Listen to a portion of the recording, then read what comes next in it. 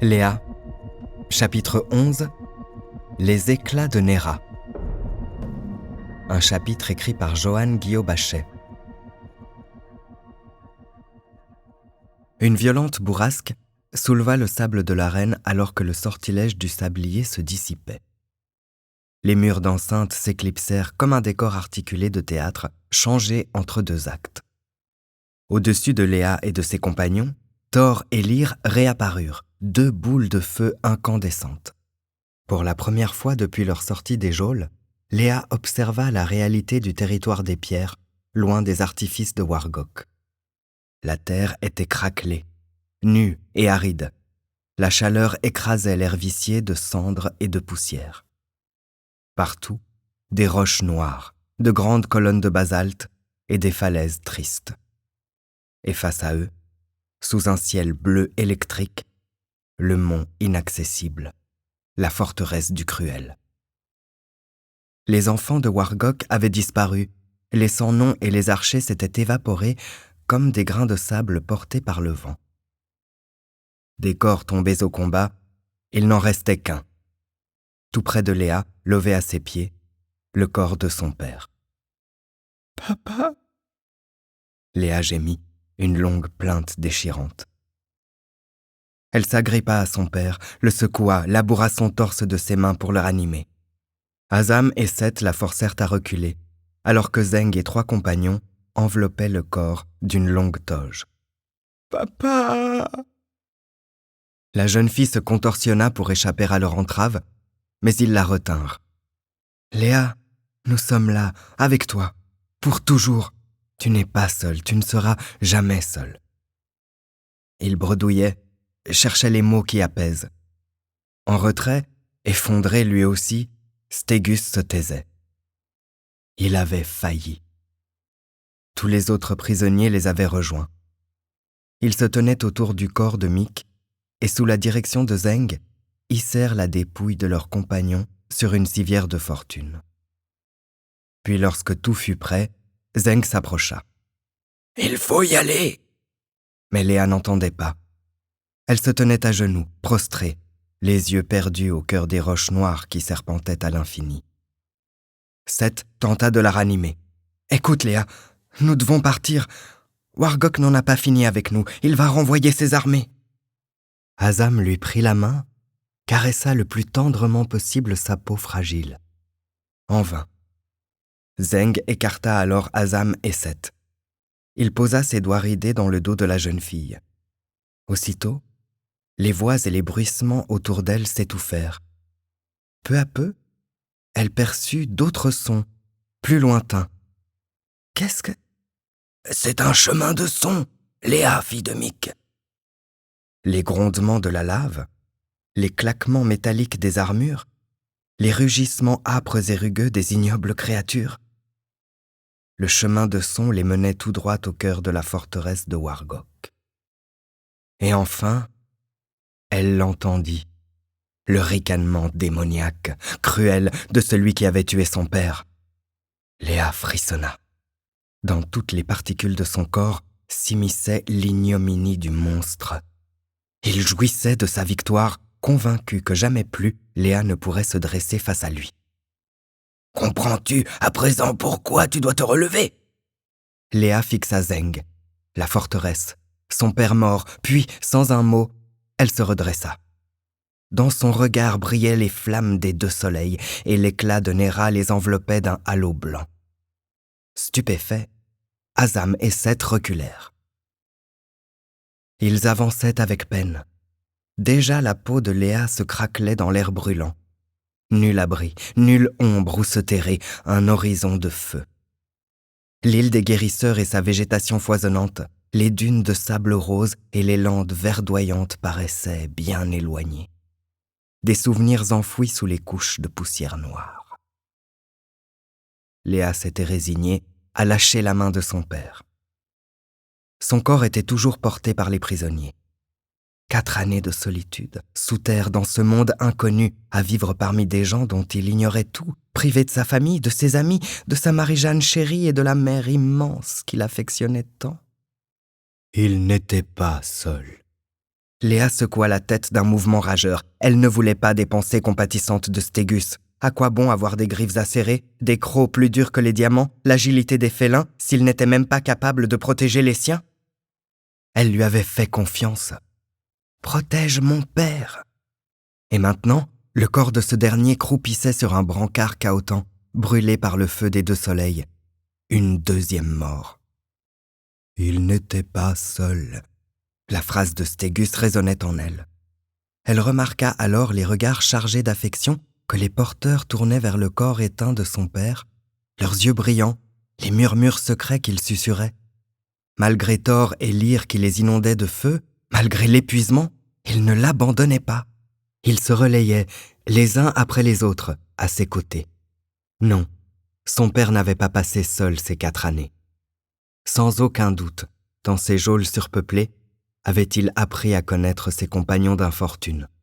Et en retour, il leur avait conté son monde lointain, son unique soleil, les hautes vagues, les bancs de poissons brillants et les immenses landes de bruyère éclaboussées d'embrun. La terre trembla. Elle trébucha. « Léa !» Azam à ses côtés la retint. Il se tenait en retrait, tout près d'elle, discret comme une ombre protectrice. « Donne-moi ta main, je vais marcher avec toi. » Lui aussi avait les yeux humides. De petites perles brillaient au coin de ses paupières.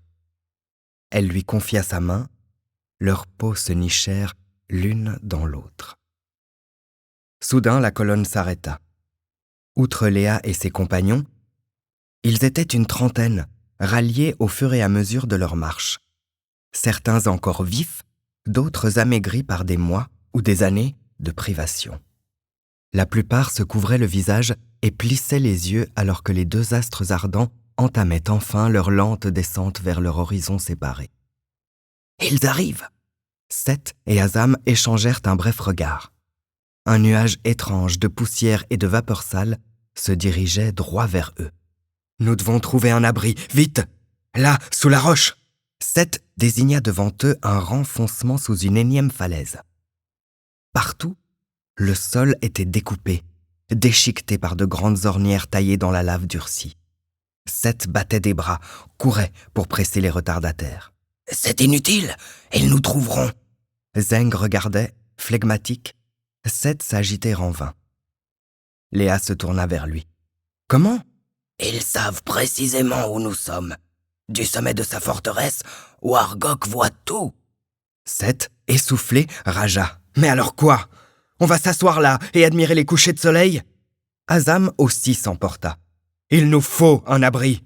Jamais nous ne supporterons un nouveau combat. » Zeng sourit. « La surface est notre ennemi. »« Quoi ? Regardez !» À quelques mètres d'eux, sous les yeux ébahis de la troupe, la roche s'entr'ouvrit doucement. Une sorte de liane épaisse en jaillit qui écarta sans mal les pans de pierre, puis se retira aussi rapidement qu'elle est venue. « Qu'est-ce que c'est ?» murmura Léa, fascinée. « Des racines de lune, Léa, fille de Mick. Elles ont décidé de nous aider. Même ici, dans ces terres noires, la vie a survécu. Venez !» Il tendit une main à Léa, qu'elle saisit après un bref effroi. La paume du vieil homme était rugueuse, crevassée de veines aussi sombres que les racines des arbustes sous la terre. Il l'entraîna à sa suite. Ils avançaient dans une obscurité totale, guidés seulement par leurs mains qui se joignaient et le souffle de leur respiration. Zeng ouvrait la marche. Léa serrait sa main ravinée dans la sienne. Dans son autre main, la douceur de la peau d'Azam enlaçait ses doigts un peu plus que nécessaire. Les premières minutes, le temps que tous les prisonniers s'enfoncent dans l'étroit tunnel, ils avaient perçu les grondements du nuage de guerre qui approchait. Des essaims gigantesques de Moïrza, ces frelons géants que Stégus gobait sans risque, mais qui les auraient tous empoisonnés, déchiquetés, étouffés sans peine. Wargok le Cruel avait sorti le grand jeu.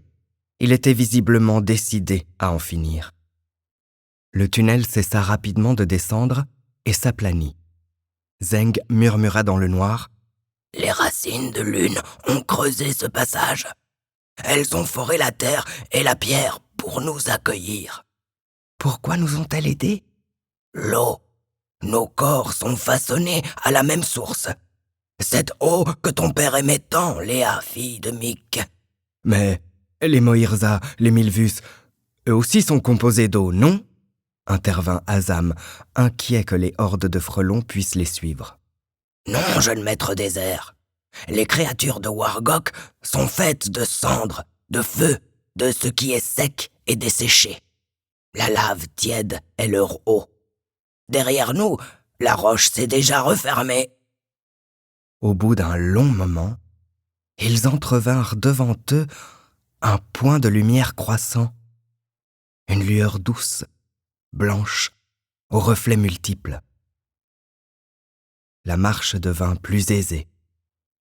Puis le tunnel s'évasa, Léa et ses compagnons débouchèrent sur une extraordinaire caverne. Du plafond pendaient des arbres incroyables qui poussaient tête en bas. Leurs branches gorgées de fleurs et de fruits glissaient jusqu'au sol, alors que leurs puissantes racines s'enfonçaient dans la voûte. La surface de la grotte formait un grand tapis ondulé de mousse, de fougères et de bruyères, traversé de toutes parts par de petits ruisselets d'une eau limpide. Au centre de la grotte, les troncs chatoyants des arbres se rejoignaient autour d'une sorte de nid. Là, entrelacée entre les premières racines, une roche claire comme le cristal diffusait la douce lumière qui les irradiait.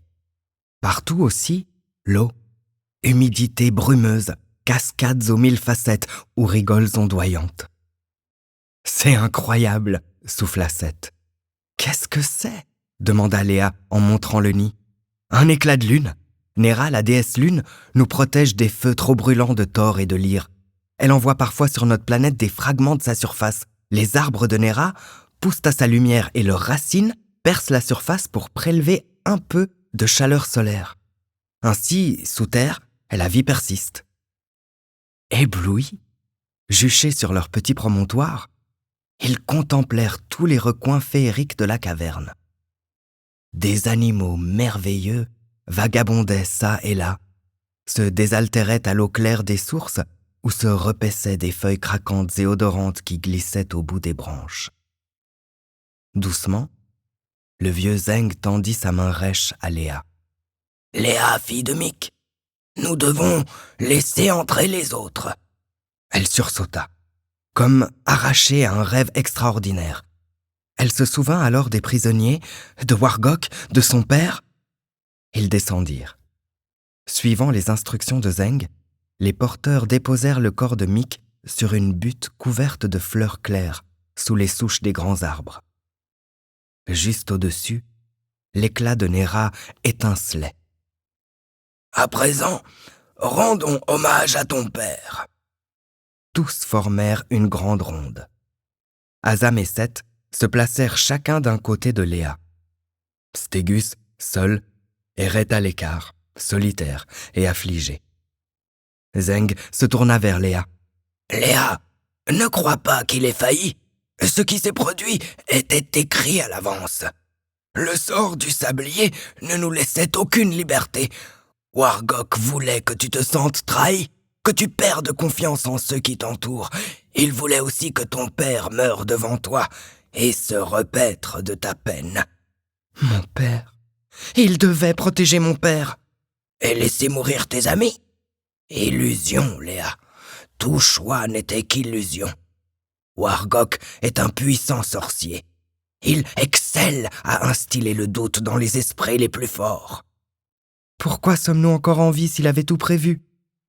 Il voulait te sentir à sa merci, te voir errer sans espérance dans les terres arides, montrer à tous ce qu'il en coûte de se dresser contre lui.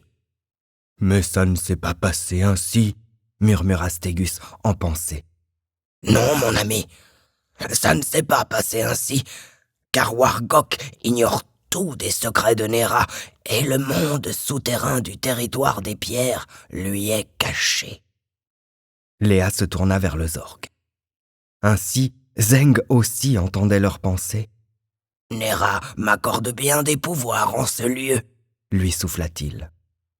Stégus la fixait. Dans son regard, Elle lut l'immense culpabilité qui le rongeait. Elle retrouva aussi la profonde amitié qui les liait. « Viens !» lui souffla-t-elle en pensée.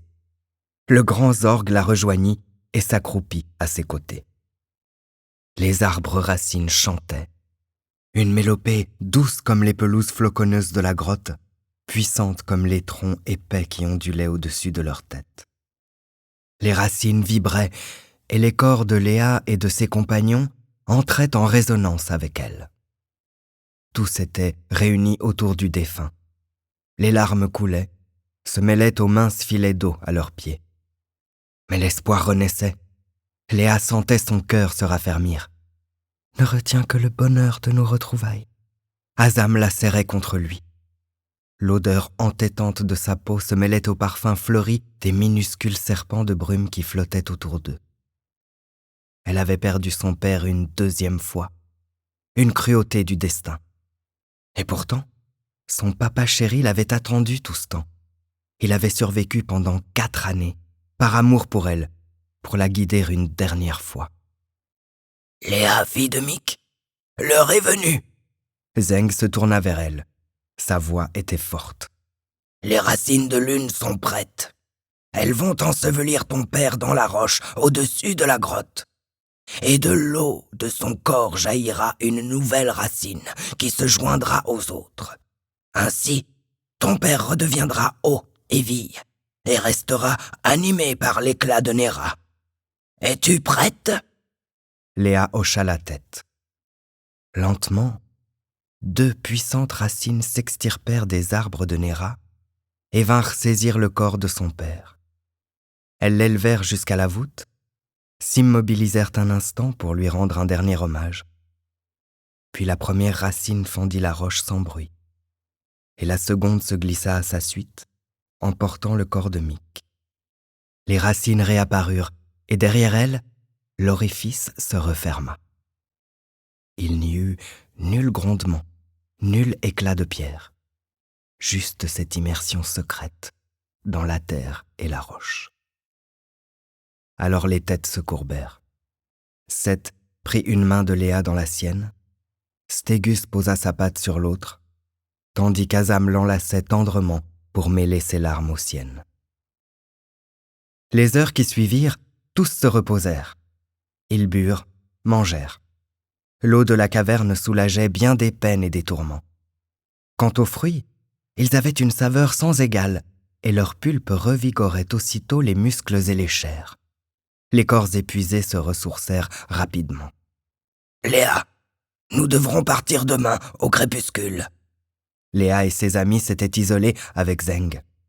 Le vieil homme était resté longuement sous l'éclat de Nera, titubant et psalmodiant des mots inconnus. « Les racines traceront pour nous 2 chemins.